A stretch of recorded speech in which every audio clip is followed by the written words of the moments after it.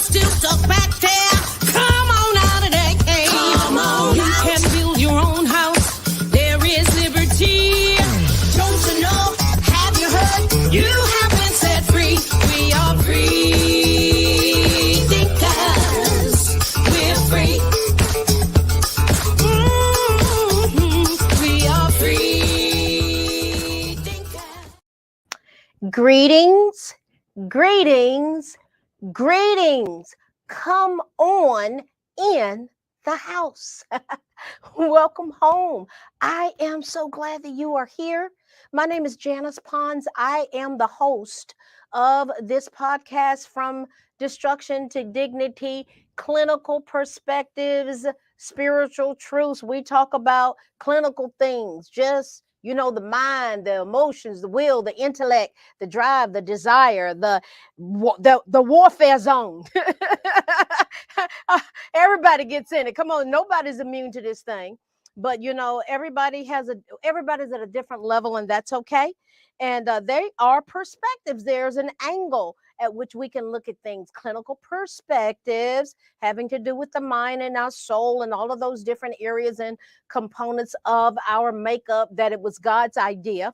And so can you imagine why the enemy would fiercely attack those areas?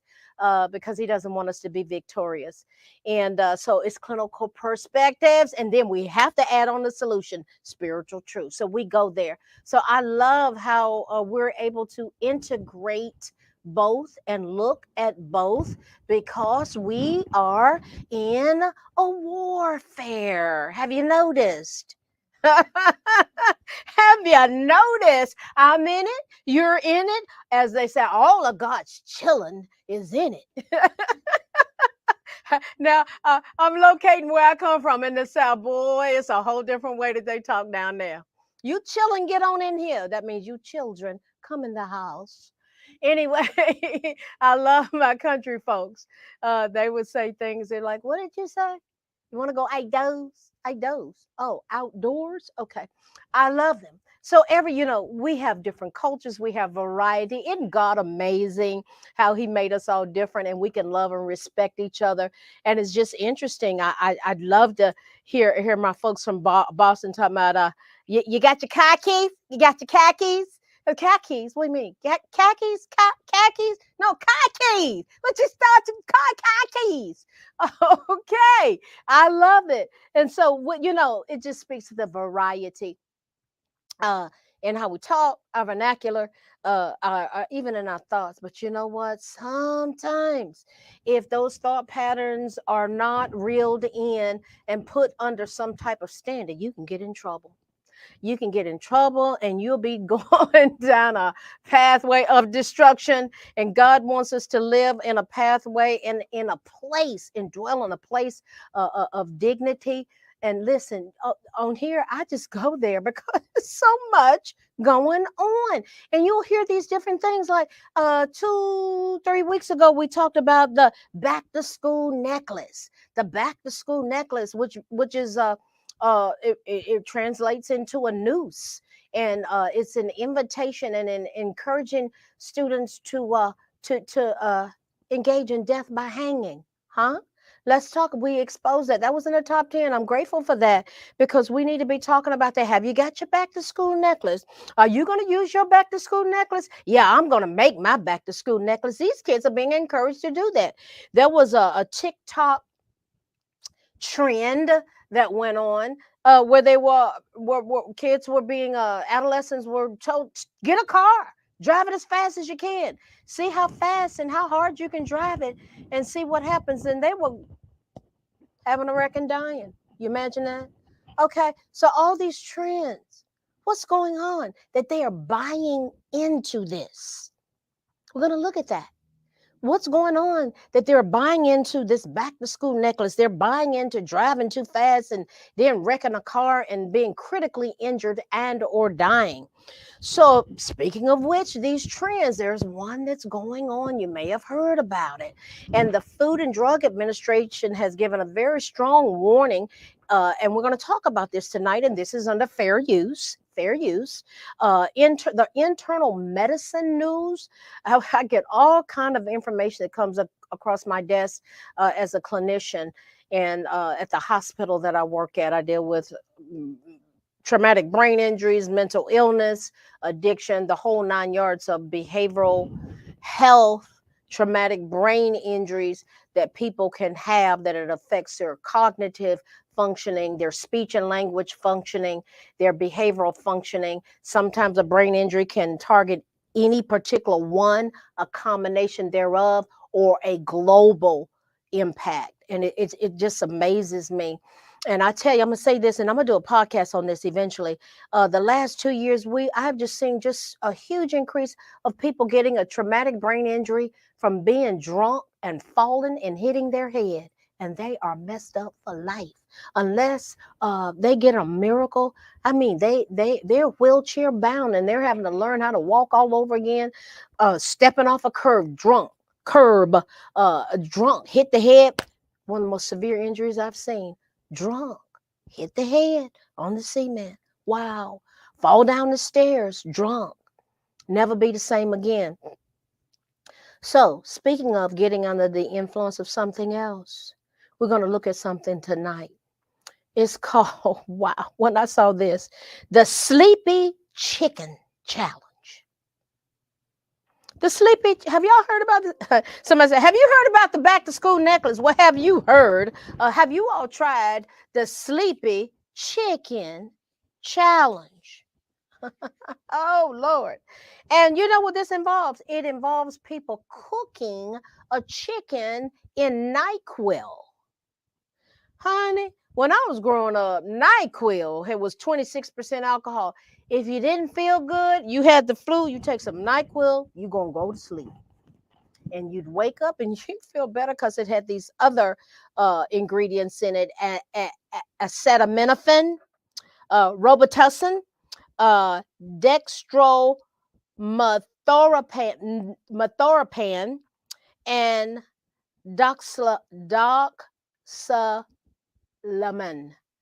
doxylamine. I have these doctors, they have to learn 2 names for one medicine. I don't get that. But anyway, Robitussin has that long dextromethorphan. But that's Robitussin. Listen, I have dealt with people, they drink Robitussin all day long. Drank Robitussin. That thing is a hard addiction to break. So this challenge, the Sleepy Chicken thing, challenge, is what is challenging people to do is to cook your chicken in NyQuil. Let that sink in. So who would eat NyQuil? Don't even taste good. It don't even taste good. So you see how far the mind can get out there and say, oh, well, yeah, let's cook some chicken and some NyQuil. It's nasty, okay? So it sounds silly. And actually, it sounds unappetizing. Like I said, NyQuil doesn't taste good.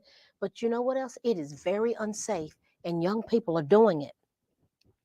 So when you boil a medication, it can make it much more concentrated and change its properties in other ways. And it becomes a very, very dangerous substance at that time when you're boiling it and heating it up. So it causes high levels of that drug, of that substance to go into the body. You don't know what you're doing. Honey, people are playing Russian roulette with all of the stuff that they're doing. It's just downright Russian roulette. They do not know the outcome. One thing that happens with this, what they're talking about with this NyQuil and the chicken, cooking it in, it can hurt your lungs. All of a sudden, someone's having breathing difficulty, respiratory arrest, all brought on by foolishness. So they can take these dangerously high amounts of this cough medicine or cold medicine without realizing that they are compromising their lungs. Then all of a sudden they're in trouble.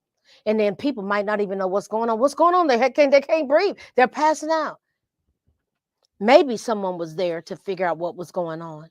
So, one time I remember, let me say, I think it was 2020, where on TikTok they had a challenge about Benadryl, where you took an excessive amount of Benadryl because it caused hallucinations. Now, if I take Benadryl, I sleep. It makes me sleepy. I can sleep 8 straight hours, 8, 9 hours, and I have to do that for 2 days. Just a little bitty pill, but they take massive amounts of it to hallucinate. And what has happened with that? Young people ended up dying from Benadryl, which is supposed to be for allergies. So these video challenges, guess who it targets? You want to guess? The youth, of course. And the bottom line, guys, it can cause death. It can kill them. They see it as hey, did you hear about the Benadryl deal? Did you hear about the sleepy chicken thing? Let's do the sleepy chicken thing. Honey, they are playing Russian roulette. They're flirting with death. So here's the deal. These over-the-counter drugs, NyQuil, these non-prescription over-the-counter drugs, they are in abundance in many homes. You have to be paying attention. So many people are not paying attention to their children, their teenagers, to the youth. They just don't pay attention. When my son was growing up, man, I'm just telling you, there were people who come to my home with their children, and they had their hands down in my water purifier, and they were opening my refrigerator, and I was like, "You see them in my refrigerator? Y'all not saying anything." And then you want to know, no, can my son come and spend the night at your house? I think not. He never spent the night at anyone's house because I didn't trust how they even raise their own children. That's not judgment. That's a brilliant observation and me protecting my son. And oh boy, I could go on in a situation where they having a sleepover. So some of those boys end up getting sexually abused by a coach, and he's in prison right now. People trusted their sons, their boys to this coach. My God, I'm gonna leave that one alone, but it's a true story, and some of you know about it. And just throwing caution to the wind, just letting your boys or your children go anywhere. You better know who your children are going with. I just don't. I didn't do it. And some people might think, she thinks he too good. No, he had a protective mother. And I knew the Holy Ghost had me, do not let him go over there where those boys are going. As it turned out, he molested those boys, messed them up. He's in prison now. Got 25 years. Let him stay there and serve his time. Got to pay attention, guys.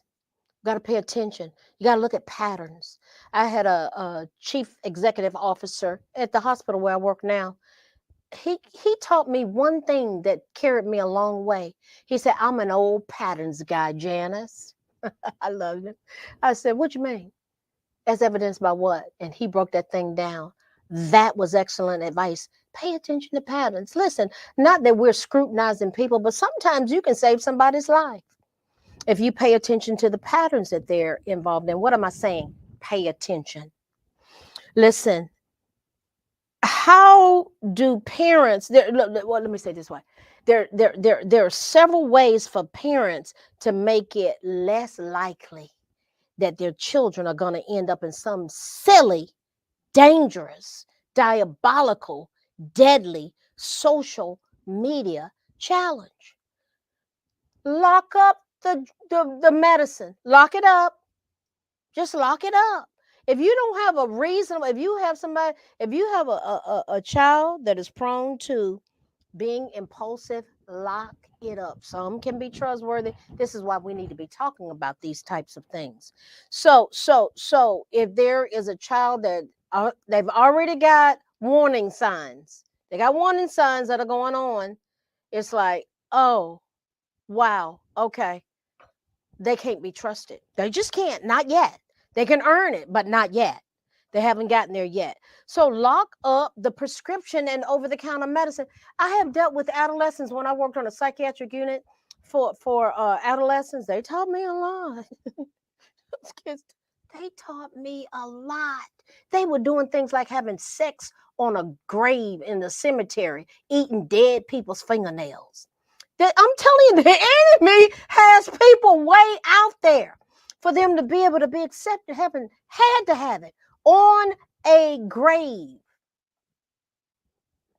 eating dead people's fingernails to prove a point, to be accepted. We need to be paying attention to the youth. We need to be in relationships with these kids.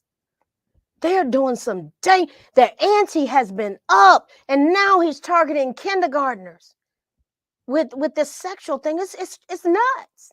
It's nuts, and he's going for the jugular vein of America. It's the reading, writing, arithmetic. Oh no. I'll go there. Kevin Jennings, Obama Safe School Czar. He wrote in 1999 a book called Queering Elementary Education, that he wanted to start a saturation process in the minds of kindergartners related to sexuality. 1999. When did Obama get in office, and when did Obama appoint him? It's because people are like, how did it start? How did we get to this place? What happened? Let's connect the dots, use logic, deductive reasoning, and come up with a viable, clear-cut answer. It is what it is. He got his agenda in there. He wrote curriculum. GLEN, Gay Lesbian Education Network. Honey, I know gay people. I'm not. Don't you come up here telling me I'm homophobic. I hug them, hold them, talk to them, pray with them.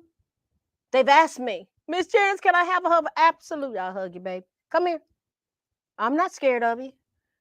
Miss Jennings, what does the Bible say about? You want to know what the Bible said? Not my opinion. What does the word say? Let's go there. Okay, I was in a clinical setting, and my supervisor, I told her, I said, look, these people keep coming to me, asking me, what does the Bible say about thus and such and so, and even about homosexuality. I said, what am I supposed to say as a clinician? They said, give them the scriptures. I had one boss. I love him. You know who you are if you're listening. He said, give them the scriptures, and then let them come to their own conclusion. Now, in that setting where we were getting government money, I answered their question by telling them, you go over here. What does the Bible say? And then they come to me and say, Miss Jennings, what do you say? Doesn't matter. You're not going to get me to go there as a licensed clinician. No. You ask me, what does the Bible say? Here you go. Okay, there you go. Now you got to decide what you're going to do with it, okay? So I love you no matter who you have sex with. There are standards, and you got to decide whose standards you're going to go by, yours, God's, friends, family, peer pressure, yay, nay. All of us got to make decisions. I'm going to love you either way. And I'm going to tell you the truth. Listen, we need to be sitting down. We need to be talking together. I'm going to say this. I can't get off the sexual thing right now. I had a family member. He said, I must be gay. I have to be gay. I said, well, help me understand. Why do you have to be gay? He said, because I hang out with gay people. Huh? So you're telling me that because you're with gay, I'm with gay people too. At work, everywhere. I'm with them. I'm not gay. I'm not gay. And he was shocked. And he said, well, I must be because I said, baby, listen, I don't care if you had a sexual encounter with someone of the same sex. That does not make you gay. You had a sexual encounter with someone of the same sex. You could have been abused. You could have been curious. You could have been whatever. But I'm going to tell you what. You keep having that encounter, you're going to be somewhere. Remember last week? Chemsex. So it's taking you somewhere. It's like, okay, well, where am I going? I love people. But I'm just saying, there are dynamics that people don't even look at. They don't consider. And just because you had lunch with or hugged somebody that was gay, that doesn't make you gay. Okay. So I felt like someone needed to hear that. So I said it. Listen, we need to be talking to each other. We need to be talking to each other, just like what I just said right now. We're just talking. Listen, we need to be talking to our children. They're teaching kindergartners, first graders now. That curriculum was made by Kevin Jennings. That was put in the public schools under the Obama administration. And so, do you think if they are, and teachers are ticked off that parents are challenging them about all this? So, do you think if they want to sit down and talk with your children and they want a drag queen to come into the school and dance and gyrate and rotate and all that, do you think that we need to be sitting down talking with our children and to discuss the ramifications, the implications of all of this? Are we going to leave that to who? Who are we leaving it to? So, do we need to be talking to them about cooking chicken with NyQuil in it? The misuse of drugs and how these social media trends can lead to some extremely dangerous outcomes, extremely dangerous, irreversible damage. Children need to be told that overdoses can occur with over-the-counter drugs, just like prescription drugs, just like heroin or fentanyl. You got to talk to them about stuff. Do you know they have fentanyl now in these rainbow colors, and it looks like candy? Who are they targeting? Children. Guys, we need to be talking about this. We need to be talking about this. So, listen.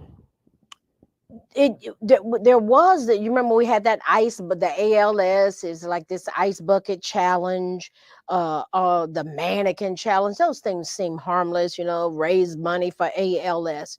But when you get into sleepy chicken and the Benadryl challenges, you know what it causes? Heart problems, seizures, coma, and death. Heart problems, seizures, coma, and death. Yes. A teenager's brain is still developing. They do not have good judgment. They don't, because the part of the brain that deals with rational thought, which is the prefrontal cortex, it doesn't even fully develop until the mid-20s, 25-ish. And everybody kind of develops at a different level, but pretty much along mid-20s. So this is important. What does the prefrontal cortex, what kind of skills are focused there in the brain? Reasoning. You see how off track the reasoning can get, that you think it's okay to eat chicken that's got boiled NyQuil in it? Reasoning, problem solving. All this is executive functioning in the prefrontal cortex.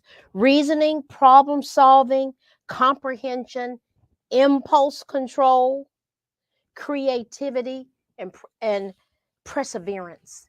Executive functioning. The prefrontal cortex. So what does this mean? That teenagers and young folk, they're more naturally, they're going to be more prone to being impulsive and likely to act before they think about all the ramifications. So what do we need to do? We need to be talking about the ramifications. We need to be engaged in those kinds of conversations with them. Well, I don't know if we need to talk about those kind of things yet. They're already talking about it at school. And they have their little friends and peers that are talking about it with them. They're going to hear it in the street or in school, or they're going to hear it from you in a healthy, God-ordained manner. Listen, social media is rewarding some outrageous behavior. Outrageous. They just think the more likes they get for a certain behavior, they get addicted to the likes, because if I do that, they're gonna really give me a lot. They get addicted to that. because they just, they want to be accepted, they want to be liked, and they want to say they did it, that they drove fast and they got away with it. And a lot of them, they don't make it. They just do not make it. They don't. So this environment that we're living in today is quick. It encourages impulsivity. And these kids, they're afraid that they're going to lose out with their peers. The pressure that they have and what is deemed as valuable is so distorted and skewed. Who's teaching them these values? Who incorporates a standard that's got any type of spirituality in it, and what God, someone greater than us, the standards that are established therein and thereof, that they can begin to think about? Or we just throw them, they'll figure it out. They'll figure it out. No big deal. Listen, we need to be aware as parents, and we need to talk about it. So what does that mean? Relationships. Building relationships. Sometimes children, particularly adolescents, they are more willing to talk about their peers than themselves. They're more willing to talk about their peers than themselves. So because of that, just that's how they're made up. Sometimes asking questions about school trends like that. Have you heard, honey, have you heard anything about a back to school necklace?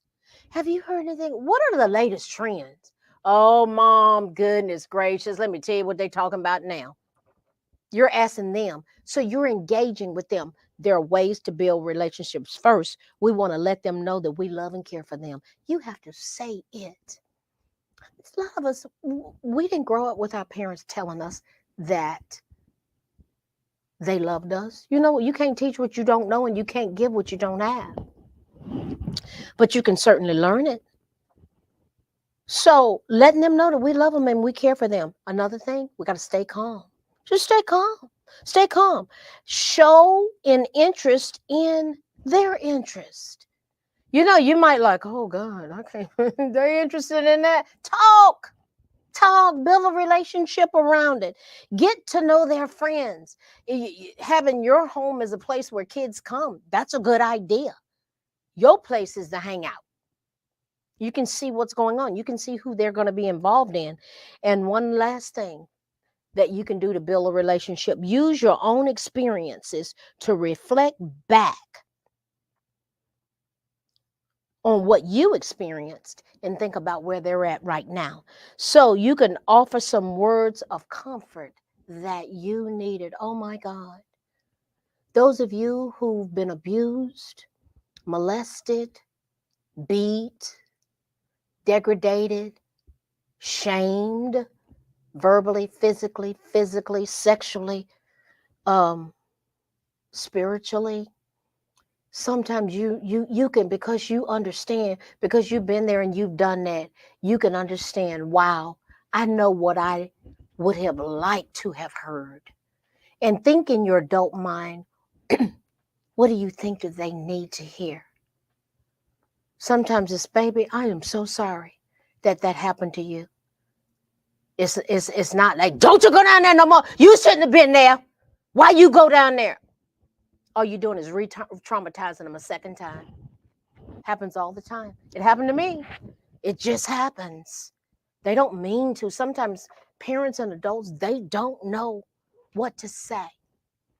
They don't know what to say.